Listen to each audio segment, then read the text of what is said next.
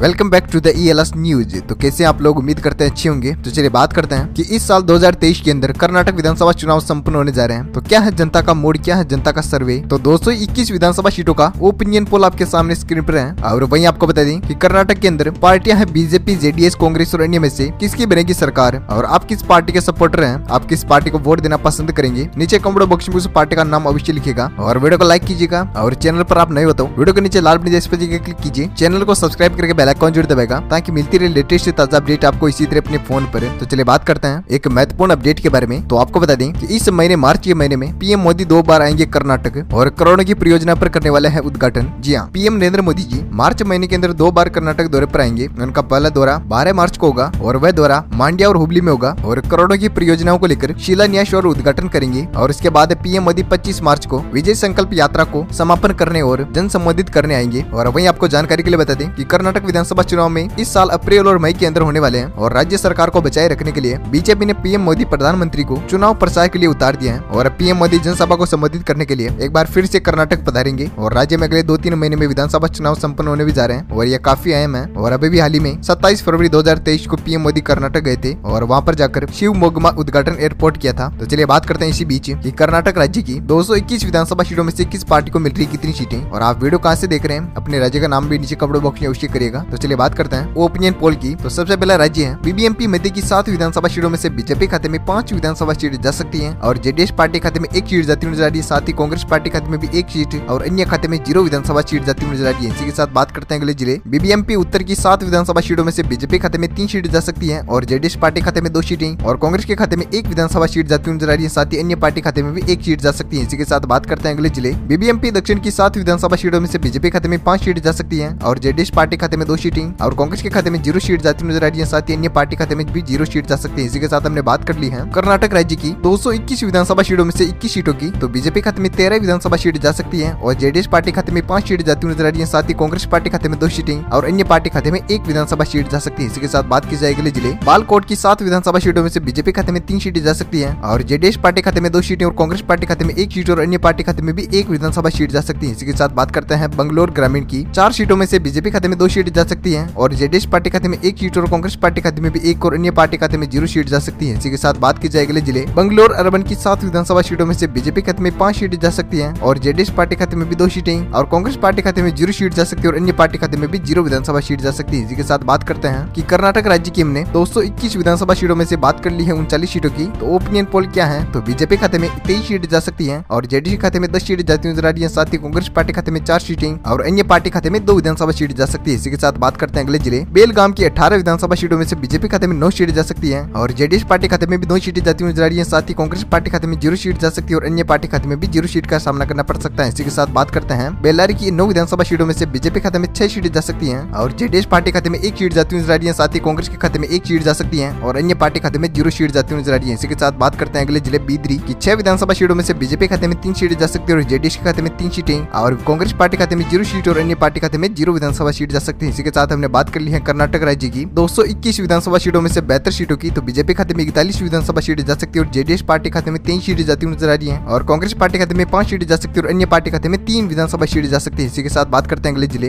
बीजापुर जिले की 8 विधानसभा सीटों में से बीजेपी खाते में 5 सीटें जा सकती है और जेडीएस पार्टी खाते में 2 सीटें जाती नजर आ रही है। साथ ही कांग्रेस के खाते में 1 सीट जा सकती है और अन्य पार्टी खाते में 0 विधानसभा सीट जा सकती है। इसी के साथ बात की जाए चामराजनगर की 4 विधानसभा सीटों में से बीजेपी खाते में 2 सीटें जा सकती है और जेडीएस पार्टी खाते में 1 सीट और कांग्रेस के खाते में 0 सीट जा सकती है और अन्य पार्टी खाते में 1 विधानसभा सीट जा सकती है। इसी के साथ बात करते हैं अगले जिले चिकबलपुर की 5 विधानसभा सीटों में से बीजेपी खाते में 3 सीटें जा सकती है और जेडीएस के खाते में 1 सीट जाती नजर आ रही है। साथ ही कांग्रेस पार्टी खाते में 1 सीट और अन्य पार्टी खाते में 0 विधानसभा सीट जा सकती है। इसी के साथ हमने बात कर ली है कर्नाटक राज्य की 221 विधानसभा सीटों में से 89 विधानसभा सीटों की। तो बीजेपी खाते में 51 विधानसभा सीट जा सकती है और जेडीएस पार्टी खाते में 27 सीटें जा सकती है और कांग्रेस पार्टी खाते में 7 सीटें और अन्य पार्टी खाते में 4 विधानसभा सीटें जा सकती है। इसी के साथ बात की जाए अगले जिले चिकमगलूर की 5 विधानसभा सीटों में से बीजेपी खाते में 3 सीटें जा सकती है और जेडीएस पार्टी खाते में 1 सीट और कांग्रेस पार्टी खाते में भी 1 और अन्य पार्टी खाते में 0 सीट जा सकती है। इसी के साथ हमने बात करते हैं अगले जिले चित्रदुर्ग की 6 विधानसभा सीटों में से बीजेपी खाते में 2 सीटें जा सकती है और जेडीएस पार्टी खाते में भी 2 सीटें और कांग्रेस के खाते में 2 सीटें जाती नजर आ रही है। साथ ही अन्य पार्टी खाते में 0 सीट जा सकती है। इसी के साथ बात करते हैं अगले जिले दक्षिण कन्नड़ की 8 विधानसभा सीटों में से बीजेपी खाते में 4 सीटें जा सकती है और जेडीएस पार्टी खाते में 2 सीटें जाती नजर आ रही है। साथ ही कांग्रेस के खाते में 2 सीटें और अन्य पार्टी खाते में 0 विधानसभा सीट जा सकती है। इसी के साथ हमने बात कर ली है कर्नाटक राज्य की 108 सीटों की 221 सीटों में से। तो बीजेपी खाते में 60 विधानसभा सीट जा सकती है और जेडीएस पार्टी खाते में 32 सीटें जाती हुई नजर आ रही है। साथ ही कांग्रेस पार्टी खाते में 12 विधानसभा सीटें जा सकती है और अन्य पार्टी खाते में 4 सीटें जा सकती है। इसी के साथ बात करते हैं अगले जिले दावणगेरे की 8 विधानसभा सीटों में से बीजेपी खाते में 5 सीटें जा सकती है और जेडीएस पार्टी खाते में 2 सीटें जाती नजर आ रही है। साथ ही कांग्रेस के खाते में 1 सीट और अन्य पार्टी खाते में 0 सीट जा सकती है। इसी के साथ हमने बात कर ली अगले जिले धारवाड़ की 7 विधानसभा सीटों में से बीजेपी खाते में 4 सीटें जा सकती है और जेडीएस पार्टी खाते में 2 सीटें जाती हुई नजर आ रही है और कांग्रेस पार्टी खाते में 0 सीट जा सकती है और अन्य पार्टी खाते में 1 विधानसभा सीट जा सकती है। इसी के साथ बात करते हैं अगले जिले गदग जिले की 4 विधानसभा सीटों में से बीजेपी खाते में 2 सीटें जा सकती है और जेडीएस पार्टी खाते में 1 सीट जाती हुई नजर आ रही है। साथ ही कांग्रेस पार्टी खाते में 0 सीट और अन्य पार्टी खाते में 1 विधानसभा सीट जा सकती है। इसी के साथ हमने बात कर ली है कर्नाटक राज्य की 221 विधानसभा सीटों में से 127 सीटों की बात कर ली है, जिनमें से बीजेपी खाते में 71 विधानसभा सीट जा सकती है और जेडीएस पार्टी खाते में 37 सीटें जाती हुई नजर आ रही है। साथ ही कांग्रेस पार्टी खाते में 13 सीटें और अन्य पार्टी खाते में 6 विधानसभा सीटें जा सकती है। इसी के साथ बात करते हैं अगले जिले गुलबर्गा की 9 विधानसभा सीटों में से बीजेपी खाते में 5 सीटें जा सकती है और कांग्रेस के खाते में 2 सीटें जाती हुई नजर आ रही है। साथ ही जेडीएस पार्टी खाते में भी 2 सीटें और अन्य पार्टी खाते में 0 सीट जा सकती है। इसी के साथ बात करते हैं अगले जिले असम की 7 विधानसभा सीटों में से ओपिनियन पोल आपके सामने स्क्रीन पर है। तो बीजेपी खाते में 4 सीटें जा सकती है और जेडीएस पार्टी खाते में 2 सीटें जाती हुई नजर आ रही है। साथ ही कांग्रेस के खाते में 1 सीट जा सकती है और अन्य पार्टी खाते में 0 सीट जा सकती है। इसी के साथ बात करते हैं अगले जिले हावेरी की 6 विधानसभा सीटों में से बीजेपी खाते में 2 सीटें जा सकती है और जेडीएस पार्टी खाते में 3 सीटें जा सकती है और कांग्रेस के खाते में 1 सीट और अन्य पार्टी खाते में 0 सीट जा सकती है। इसी के साथ हमने बात कर ली है कर्नाटक की 221 विधानसभा सीटों में से 149 सीटों की हमने बात कर ली है, जिनमें से बीजेपी खाते में 82 विधानसभा सीटें जा सकती है और जेडीएस पार्टी खाते में 44 सीटें जा सकती है और कांग्रेस के खाते में 17 विधानसभा सीट जा सकती है और अन्य पार्टी खाते में 6 विधानसभा सीट जा सकती है। इसी के साथ बात करते हैं अगले जिले कोडागु की 1 विधानसभा सीट में से बीजेपी खाते में 0 सीट जा सकती है और जेडीएस पार्टी खाते में 1 सीट जाती हुई नजर आ रही है। साथ ही कांग्रेस के खाते में 0 सीट जाती हुई नजर आ रही है और अन्य पार्टी खाते में भी 0 सीट जा सकती है। इसी के साथ बात की जाए अगले जिले कोलार की 6 विधानसभा सीटों में से बीजेपी खाते में 5 सीट जा सकती है और जेडीएस पार्टी खाते में 1 सीट और अन्य पार्टी खाते में 0 और कांग्रेस के खाते में भी 0 विधानसभा सीट जा सकती है। इसी के साथ बात करते हैं कोप्पल की 5 विधानसभा सीटों का ओपिनियन पोल आपके सामने स्क्रीन पर है। तो बीजेपी खाते में 4 सीट जा सकती है और जेडीएस पार्टी खाते में 1 सीट जाती हुई नजर आ रही है। साथ ही कांग्रेस पार्टी खाते में 0 सीट जा सकती है और अन्य पार्टी खाते में भी 0 सीट जा सकती है। इसके साथ हमने बात कर ली है कर्नाटक विधानसभा सीटों की 221 विधानसभा सीटों में से हमने बात कर ली है 161 विधानसभा सीटों की। तो बीजेपी खाते में 91 विधानसभा सीट जा सकती है और जेडीएस पार्टी खाते में 47 सीटें और कांग्रेस के खाते में 17 विधानसभा सीट जा सकती है और अन्य पार्टी खाते में 6 विधानसभा सीट जा सकती है। इसी के साथ बात करते हैं अगले जिले मंड्या की 7 विधानसभा सीटों में से बीजेपी खाते में 2 सीट जा सकती है और जेडीएस पार्टी खाते में 4 सीट जाती हुई नजर आ रही है। साथ ही अन्य पार्टी खाते में 0 सीट और कांग्रेस पार्टी खाते में 1 विधानसभा सीट जा सकती है। इसी के साथ बात करते हैं मैसूर की